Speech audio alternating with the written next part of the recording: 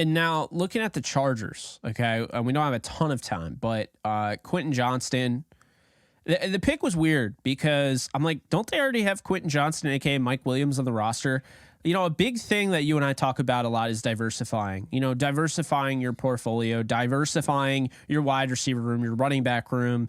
Like, I want the scat back, I want the bulky back, I want the guy that can do a little bit of everything. Wide receiver, I want the stockier, the shorter guy that can make plays over the middle in the slot. I want the big bulky receiver on the boundary that, you know, just can go up and high point the football. And then I want maybe a you know, a possession guy that's a little bit better than the slot guy, right? Whatever it is. Or, you know, whatever. So Mike Williams, Keenan Allen, Quentin Johnston. Zay Flowers was right there. Like, I was really shocked they didn't pick Zay Flowers. I thought he would have complemented this offense on another level. And Joshua Palmer is 100% good enough to be a number 3. Okay, he may not be a high-end number 3, but he's good enough to be a number 3. And he was big down the stretch last year. So Quentin Johnston was surprising. He's still a very good player. It surprisingly doesn't play with as much aggressiveness as I expected. He's more of a yards after the catch guy, which, again, you're just not something you expect.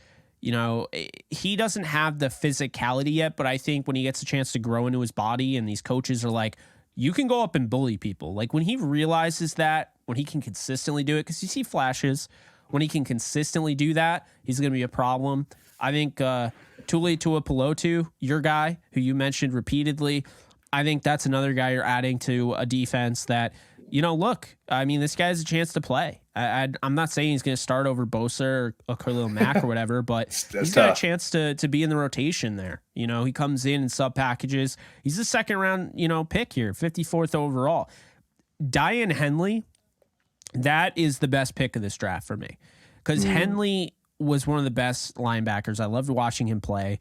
And I think Diane Henley is going to end up being a starter very soon. He doesn't have to right away. They signed Eric Kendricks. They have Kenneth Murray Jr., but don't be surprised if he's starting next year or the year after. And I think he's going to be playing at a high level. So I don't know. I like the draft. It's just I have some questions about the fits. I guess that's where we're at.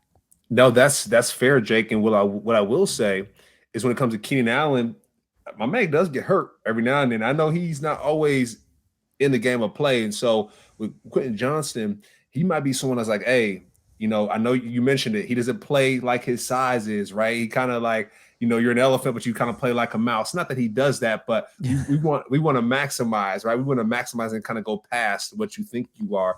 And I think Keenan Allen and really Mike Williams, I think Mike Williams is going to be the one to say, hey, I'm not the number one guy. You're not going to be the number one guy, but this is how you play like the number one guy. I mean, there are times, Jake, when I think Mike Williams is the number one guy. I know Keenan Allen, he does his thing, but Mike will, Jake, right? We've seen him torch the Rams like over and over and over again. So I think Mike Williams may be able to teach that to Quentin Johnston. So like you said, it's a fit thing, but also too, there's a legacy piece to this. So they might just be filling in the, you know, backfilling and making sure folks are okay. Tuipulotu, Jake, led the Pac-12 in sacks. Come on, fam. Like that's my guy. He's going to a defensive line that might need some people to backfill as well, right? We talk about Khalil Mack. We talk about Bosa. Those guys can get hurt. Khalil Mack, he's been playing for a good amount of time now, Jake. We need somebody that can go ahead and also push him, number one, and then number two, be someone that, hey, if Khalil Mack is not here anymore at some point in time, you still got Bosa, you still got Tuipulotu. So I think that's a real smart move, Jake, too. Coming from USC to Chargers, that's a business move more than anything. I think we talked about him going to the Rams. So the Chargers must have heard it and snagged him. So I love that piece there. And then finally with Henley, Jake, when I watched him, I was like, this guy is where he needs to be at all times. His feet are always set. He's always in the best position possible, if that makes sense. Where when it comes to a linebacker, that linebacker play, that means he's in the film room. That means he's the coach on the football field. And like I said, he's always in the proper spot. He's always in the proper spot, and I like to see him play. And yeah, he's just and talk about closing out a game. one play that I really like to see from him, they were playing Idaho, and he closed out. He called game on Idaho as well. So you had two guys that we talked about that call game at the linebacker position. I think that's really big. Like you think about it in basketball, last shot, who's going to get the last shot? It's our best player. And so you're on defense, the best player on defense was able to get that last shot and show out on that side of the ball. So with Henley, I love that piece here. And then, Jake, I know we're coming up on time here, but going to the tackle position of Jordan McFadden coming out of Clemson. My man got a neck collar on, Jake. My notes for him were stout. One thing about him is when he grabs people, he does not let them go. And that's one thing that I think the Chargers are going to really like. Like I said, he has a neck collar, he's a strong grip, and he moves people.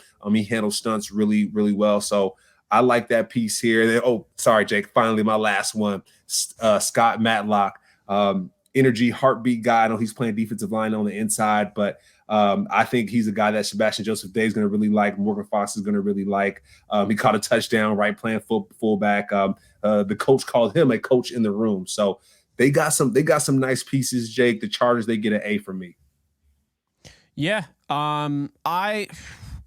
So it's funny. I don't know if I'd give him an A. I'd say this is a solid B draft. I thought it was pretty solid. I mean, Darius Davis was a little bit of a reach for me.